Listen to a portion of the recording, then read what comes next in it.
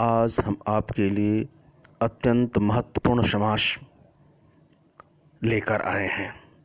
इस समास की अपनी विशिष्ट पहचान है, वो है बहुब्रीहि समास। आज हम बात करेंगे बहुब्रीहि समास के परिभाषा एवं उसके उदाहरण की। आइए हम सबसे पहले देखते हैं इसकी परिभाषा। जिस समास के दोनों पद गौड़ होते हैं तथा दोनों मिलकर किसी तीसरे पद अन्य पद की ओर संकेत करते हैं, यही अन्य पद प्रधान होता है, उसे बहुब्रीहि समास कहते हैं। एक बार हम और इसको देख सकते हैं इस प्रकार कि जिस समास के दोनों पद गौड़ होते हैं तथा दोनों मिलकर किसी तीसरे पद अन्य पद की ओर संकेत करते हैं और यही अन्य पद प्रधान होता है, उसे बहुब्रीहि समास कहते हैं। इसे हम और सरल शब्दों में देख सकते हैं। जिस समास में पहला पद जरा ध्यान दें और दूसरा पद मिलकर किसी तीसरे की ओर संकेत करते हैं, उसे बहुब्रीहि समास कहते हैं। हम परिभाषा के बाद उदाहरण देख सकते हैं। उदाहरण है आपके स्क्रीन पर। इसको थोड़ा सा यदि हम चाहें तो बड़ा कर सकते हैं। इतने से यह आपके स्क्रीन पर स्पष्ट दिखने लगेगा। आइए हम देखते हैं। इसमें पहला उदाहरण है चक्रपाणि। चक्रपाणि, यहाँ चक्र पूर्व पद है और पाणि उत्तर पद है। ये दोनों ही पद यहाँ प्रधान नहीं है, दोनों ही पद गौण हैं। यहाँ ध्यान दें, ये चक्रपाणि, इसमें पूर्व पद चक्र, पाणि उत्तर पद, दोनों ही पद गौण हैं। ये दोनों पद मिलकर एक तीसरे पद की ओर संकेत करते हैं, जो विग्रह से स्पष्ट हो जाएगा। तो चक्रपाणि समस्त पद है, इसका विग्रह है चक्र है हाथ में जिसके, अर्थात कृष्ण। ये दोनों ही पद चक्र और पाणि दोनों मिलकर एक अन्य पद की ओर संकेत करते हैं, वो अन्य पद है ये कृष्ण। यानी कि चक्रपाणि, चक्र है हाथ में जिसके, अर्थात कृष्ण। आइए हम दूसरा उदाहरण देखें।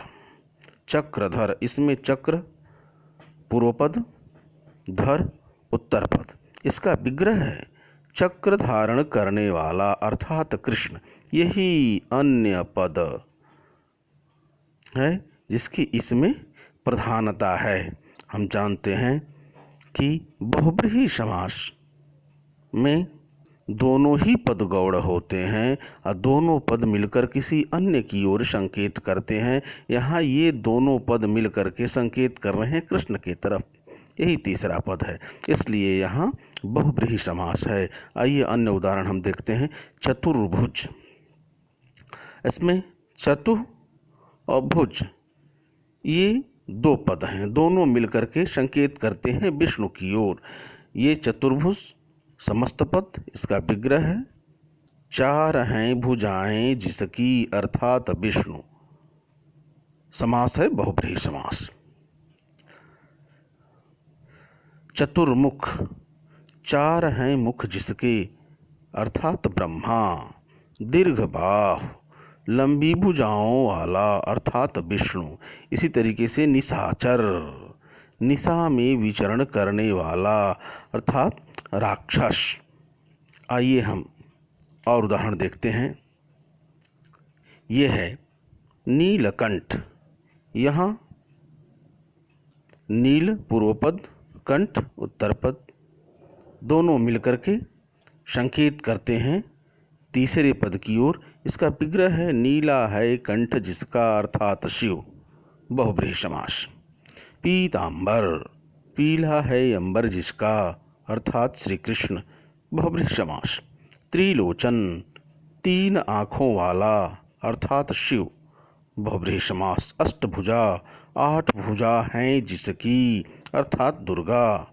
ये है बहुब्रीहि समास। इसी तरीके से आइए ये देखिए दशानन, दश हैं आनन जिसके अर्थात रावण।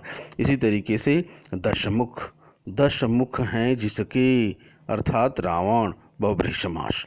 कुसुमायुध, कुसुम है आयुध जिसका अर्थात कामदेव। आइए हम अब कुछ और उदाहरण देखते हैं जो आपके सामने हैं। इसको थोड़ा सा बड़ा करके हम देख लेंगे। एक तरफ समस्त पद, दूसरे तरफ विग्रह। ये सारे उदाहरण बहुब्रीहि समास के हैं। यहाँ देखें, समस्त पद तपोधन, इसका विग्रह है तप ही है धन जिसका। ये दोनों ही पद मिल करके तीसरे की ओर संकेत करते हैं, इसलिए यहाँ बहुब्रीहि समास है। पतिव्रता, पति ही है व्रत जिसका, बहुब्रीहि समास। अल्प बुद्धि, अल्प बुद्धि है जिसकी, बहुब्रीहि समास। उदार हृदय, उदार है हृदय जिसका, बहुब्रीहि समास। नकटा, नाक कटा है जिसका, बहुब्रीहि समास। 12 श्रृंगा, 12 सींगों वाला। इसी तरीके से दूध मुहा, मुंह में दूध है जिसके। ये जो है सब बहुब्रीहि समास के उदाहरण हैं। आइए हम इसके अतिरिक्त कुछ अन्य उदाहरण देखते हैं। ये है महात्मा, ये है महात्मा, महान है आत्मा जिसकी। इसी तरीके से लंबोदर, लंबा है उदर जिसका अर्थात गणेश, बहुब्रीहि समास। एक दंत, एक दंत है जिसका अर्थात गणेश जी, बहुब्रीहि समास। मोदक प्रिय, मोदक प्रिय है जिसे अर्थात गणेश, बहुब्रीहि समास। वीणा पाण, वीणा है हाथ में जिसके अर्थात सरस्वती। इसी तरीके से त्रिवेणी, 3 नदियों का संगम स्थल अर्थात प्रयागराज, इलाहाबाद। इस तरीके से ये उदाहरण। इसके अतिरिक्त अन्य उदाहरण, इसको हम ज़रा ठीक ढंग से समझें तो और सरल हो जाएगा और स्पष्ट हो जाएगा आपके लिए, और आसानी से आप समझ सकते हैं। आइए हम देखते हैं। एक तरफ समस्त पद लिखा है और दूसरी तरफ इसके दोनों पदों को अलग अलग करके लिख दिया गया है। पहला पद और दूसरा पद दोनों लिखा गया है और इस तरीके से विग्रह भी लिखा गया है। तो आइए हम इसे देखते हैं। देखिए आपके सामने है पीतांबर। इसमें 2 पद हैं, पीत और अंबर। ये पहला पद पीत है, दूसरा पद अंबर। ये भी पीत भी गौड़ है, अंबर भी गौड़ है। ये दोनों का ही वर्णन नहीं है, ये दोनों मिलकर के एक तीसरे की ओर संकेत करते हैं। और तीसरा है श्री कृष्ण, तीसरा है श्री कृष्ण। अब आपको समझ में आ जाएगा। इसका विग्रह है पीला है अंबर जिसका, अंबर कहते हैं वस्त्र को, पीला है अंबर जिसका अर्थात श्री कृष्ण। यही तीसरा पद प्रधान होता है। आइए हम देखते हैं दशानन, दश आनन, दश आनन, पहला पद दस, दूसरा पद आनन। लेकिन यहाँ दोनों ही गौड़ हैं, दोनों ही गौड़ हैं। यह दश हैं आनन जिसके, आनन कहते हैं मुख को, दश हैं आनन जिसके अर्थात रावण। ऐसे ही त्रिलोचन, त्रिलोचन, 3 लोचन हैं जिसके अर्थात शिव, बहुब्रीहि समास। चतुर्भुज, चतुर्भुज, ये दोनों गौड़ हैं। 4 भुजाएं हैं जिसकी अर्थात विष्णु। इसी तरीके से चक्रपाणि, चक्रपाणि, चक्र है हाथ में जिसके अर्थात विष्णु। चतुर्मुख, चतुर्मुख, 4 मुख हैं जिसके अर्थात ब्रह्मा। पंचानन,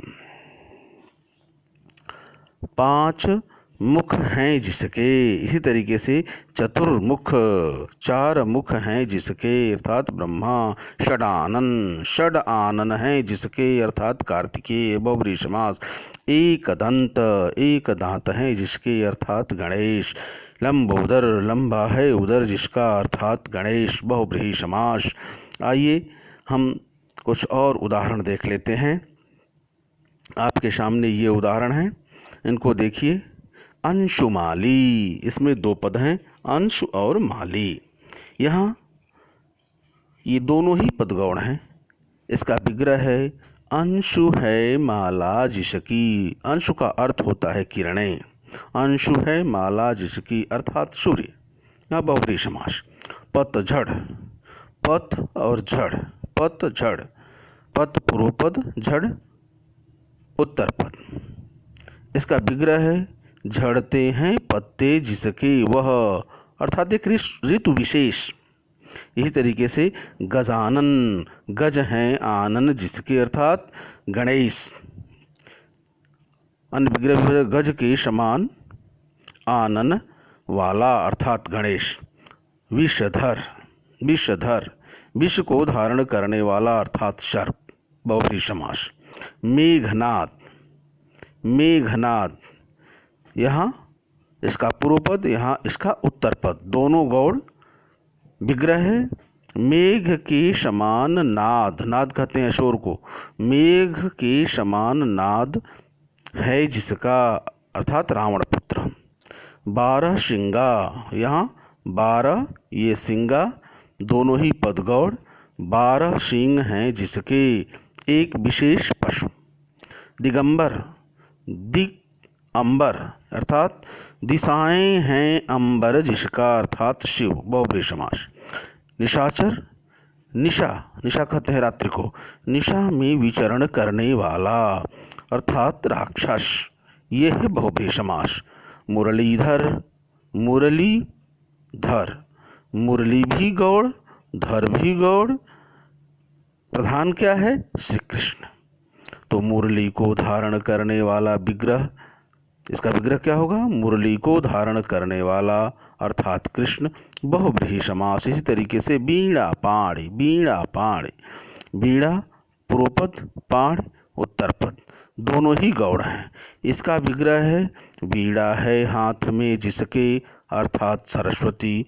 बहुब्रीहि समास। इसी तरीके से कुसुमायुध, कुसुम आयुध, दोनों पद गौड़। कुसुम है आयुध जिसका, अर्थात कामदेव। बहुब्रीहि समास। चंद्रशेखर, इसका विग्रह है चंद्र है शिखर पर जिसके, अर्थात शिव जी। यह है बहुब्रीहि समास। चतुरानन, चतुर पूर्व पद, आनन उत्तर पद, दोनों ही पद गौड़ हैं। दोनों मिलकर के तीसरे की ओर संकेत करते हैं। आइए विग्रह से हम समझ जाएंगे। 4 हैं मुख जिसके, अर्थात ब्रह्मा। यहाँ बहुब्रीहि समास।